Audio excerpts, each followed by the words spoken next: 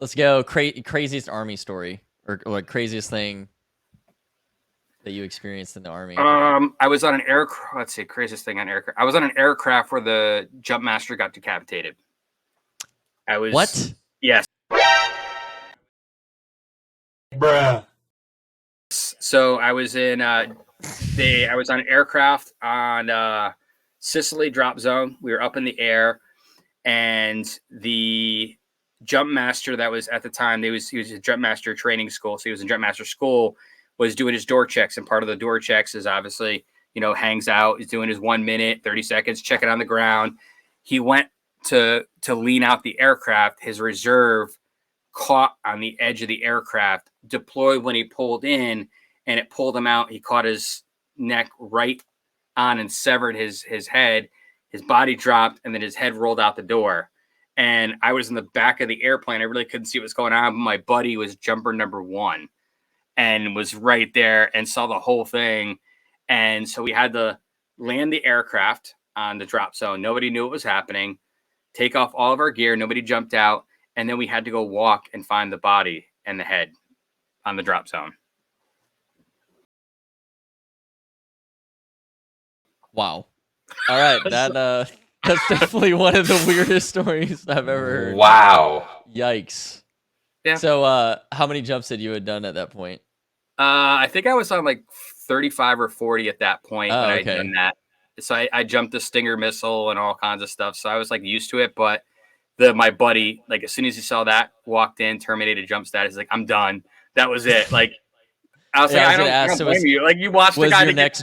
Was your next jump the hardest one you ever did? Probably. I think, if I had seen it more, I think it would have been more traumatic.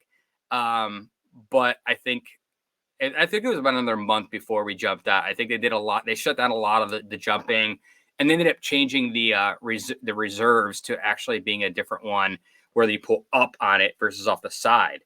So that came as a result of that incident and others years later. So, that was definitely an experience in itself. And,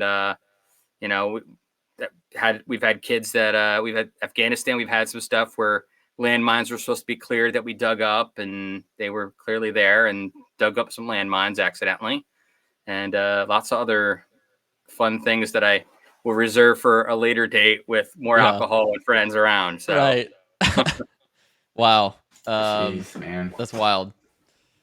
I mean, it allowed I didn't know where to go after that one, man. My wife's like, so it's like, if you deal with all that stuff, everything else is kind of relative to a degree at some point. So it doesn't really bother you as much. And so like, it goes back to like having a dark sense of humor. And that's what a lot of military guys and a lot of guys in general, they have that sense of humor, and people are like, how could you joke about that? And it's like, well, that's a technique to deal with trauma or issues or things that you see that you shouldn't see as a human being or have to deal with. And that happens in firefighters, law enforcement, medical, military. You see stuff that you're not really meant to see as a human being. And sometimes that helps out. Yeah, it does. I was like, I didn't like tell her gory deals. So I told my wife, that post of mine, I'm like, you wouldn't believe the conversations we had while eating meals together. It's like, the would you rather game. You would have the most disgusting, most ridiculous conversations while you're eating food together. It's kind of like normally those would be, in any other walk of life, that'd be, make people vomit at the table type of thing. But it's just how it is, So yeah, good times. Good times.